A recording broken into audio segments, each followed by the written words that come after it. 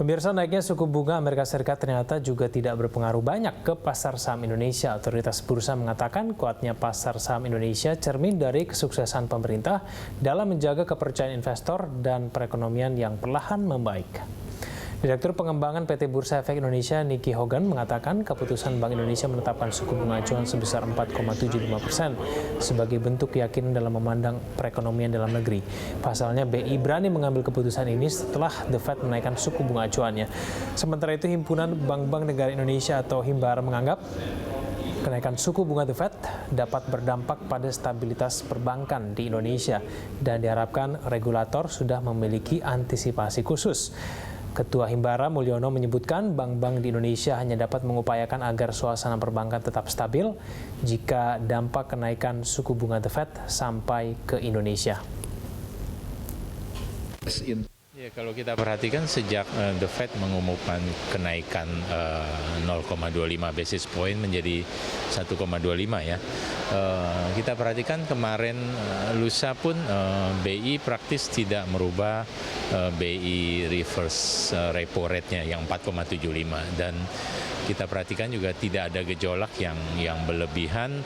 Antisipasi terhadap 1,25 kenaikan The Fed itu sebenarnya sudah dilakukan, sudah diprediksi juga oleh para ekonom dan oleh para analis. Jadi bukan sesuatu yang membuat gejolak di pasar keuangan dan dunia seperti itu. Dengan adanya kenaikan bunga Fed di Amerika, maka di Indonesia kita tinggal menunggu dari regulator bagaimana dia mengantisipasi dengan kenaikan suku bunga Fed ini. Ya, kami dari perbankan saya kira kita menjaga supaya suasananya menjadi stabil. Ya, kalau misalnya ada kenaikan, saya kira tidak proporsional. Ini yang kita harapkan. Kembali kita lanjutkan dialog. Sebelum saya ke Pak Supriyadi, saya kembali ke Mas Bima dulu. Mas Bima, sekarang kita untuk mencegah capital outflow kan kita juga pemerintah diharapkan paling tidak terus mengundang investor untuk masuk ke dalam Indonesia gitu. Kalau menurut Anda kemudian apakah perbaikan peringkat dari S&P kemarin itu sudah bisa kita katakan sangat baik begitu sehingga kemudian bisa kita bilang kita tidak perlu terlalu khawatir karena memang investasi itu dari luar itu akan masuk tinggal menunggu waktu saja lah kasarnya begitu. Bagaimana menurut Anda? Ya, di satu sisi memang kita harus apresiasi kita menunggu lama untuk mendapatkan S&P. Tapi tadi saya bilang bahwa yang masuk sekarang dari asing terutama membeli surat utang dan saham itu berputar-putar di portfolio. Sementara yang merembes ke sektor real ini belum terasa. Artinya investor domestik juga melihat bahwa faktornya bukan hanya kenaikan S&P atau kita tahan gejolak terhadap kenaikan The Fed, tapi kita juga melihat bagaimana daya saing di sektor real. Nah, daya saing Indonesia ini juga jadi pertanyaan besar. Daya saing versi World Bank itu di tahun 2016 justru mengalami penurunan. Kita dari 39 tahun 2015 sekarang di level 41. Itu baru bicara daya saing gitu ya. Kemudian bagaimana kemudian kita berbicara soal kemudahan berbisnis ya kan. Artinya investor kan kalau mau bangun pabrik gitu ya atau foreign direct investment banyak perhitungan terutama skala ekonominya, kemudian faktor resikonya, dan kemudahan berbisnis. Nah, kemudahan berbisnis kita itu masih di level 90, walaupun ada perbaikan, tetapi perbaikannya kurang signifikan. Oke, baik. Pak Supriyadi, sekarang kalau investor yang masuk ke pasar keuangan, menurut Anda harusnya lebih bisa ditingkatkan lagi, dan kalaupun mau ditingkatkan, seperti apa sebetulnya, menurut Anda? Iya, logika berpikirnya seperti itu. Misalnya taruhkan misalnya di pasar saham saja ya. Memang tadi seperti Mas Bima katakan, di total di pasar saham kita itu year to date 19 triliunan. Tapi kalau perlu diingat, itu sudah memasukkan include daripada pasar negosiasi ya, seperti di non regular market. Tapi kalau di special regular market sendiri yang memang tidak ada transaksi pihak individu atau institusi tertentu seperti itu, pihak regularnya itu sebenarnya net buy mereka itu sudah masih cukup besar sekali, 26 triliun dari awal tahun sampai dengan tadi sore seperti itu. Jadi menurut saya sebenarnya masih cukup signifikan, tapi tetap perlu waspadai pula karena mereka ngambil posisi portofolio itu dari hampir harga-harga murah seperti itu. Ya, kalau kita pun khawatirkan, tetap kita harus jaga-jaga karena biasanya pasca bulan Juli ketika memang tren inflasi memang terjadi karena memang ada masuk musim sekolah, automatically itu bisa dimanfaatkan oleh mereka untuk overtaking.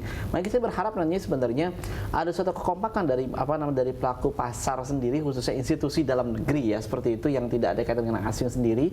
Itu mereka memanfaatkan apa? Ketika mereka melakukan overtaking, mereka menjaga Gitu. Sebenarnya BMPR sendiri jangan sampai nanti indeks harga saham itu sendiri mengalami penurunan signifikan pasca mereka profit taking. Karena kalau ini terjadi, dikhawatirkan apa? Psikologis dari pelaku ekonomi, psikologis dari pelaku pasar ini akan terganggu. Nah kalau misalnya terganggu, sebenarnya yang akan ketularan siapa sih? Ada followernya. Ya pelaku pasar domestik yang lain di luar institusi. Institusi mungkin mereka ada punya peran, karena ada titipan pesan dari pemerintah, jaga nih. Jaga jangan sampai nanti jebol. Kalau seandainya jebol, khawatirkan dampaknya A dan B, C, D, target pemerintah tidak akan tercapai seperti itu. Karena pemerintah sudah berusaha keras untuk menjaga kepercayaan para investor luar. Sehingga memang salah satu yang dikatakan IHSG kan, IHSG harus tetap terjaga lah.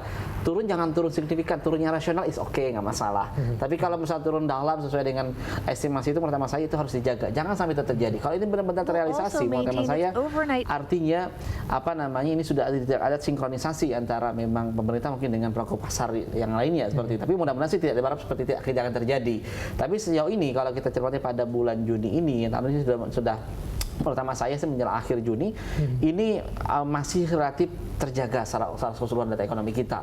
Baik itu data dari inflasi kita masih tetap rendah. Yang kedua dari rupiah kita masih stabil. Terus daripada performance dari kita punya terus perdagangan juga masih oke. Seperti menurut saya ini yang menjadi tolak ukur pemerintah. Dan tambah lagi kan kalau kita lihat di kawasan timur Indonesia jalan sudah ada, otomatis tekanan inflasi akan benar-benar tertekan. Seperti itu. Menurut hemat saya ini yang memang diharapkan karena hampir rata support dari investasi kan cukup besar di sana di kawasan Papua seperti itu. Dengan infrastruktur sudah ada, otomatis jalur distribusi dari pihak dari petani maupun perkebunan sendiri itu akan terjadi untuk pada distribusi ke daerah yang lain itu kan sebenarnya akan sangat mudah dan sangat murah nih transportasinya. Sehingga biaya operasional akan turun, bottom line hampir rata-rata dari masing-masing pengusaha akan lebih naik signifikan. Otomatis ini akan berdampak terhadap kenaikan daripada kita porsi GDP kita. Target dari pemerintah adalah GDP kita tetap akan di atas 5,1%. Itu mudah-mudahan akan terjadi. Seperti pasca memang beberapa proyek-proyek infrastruktur sudah mulai realisasi. Pak Subradi, kuncinya kalau misalnya kita ingin mengundang investor untuk berinvestasi di sektor itu sebetulnya apa yang dilakukan? Kalau misalnya tadi Mas Bima bilang kemudian kita berinvestasi itu masih berat lah, katakan masih di bawah, itu bagaimana kuncinya? Kuncinya menurut saya segini, komitmen dari pemerintah untuk untuk tetap menjaga target yang sudah ditetapkan sebelumnya. Taruhlah misalnya pemerintah menargetkan untuk membangun suatu proyek tertentu, proyek A, itu ada tidak adanya uang tetap harus jalan. Harus kelihatan dulu hidup, jangan sampai nanti ketika memang ada suatu kabar agak sedikit ketar-ketir di kita punya fiskal seperti sehingga pendanaan tidak ada. Ini terlihat banget jelas. Lalu lalang orang yang lewat setiap biasa hari itu ternyata ini proyek tidak lanjut.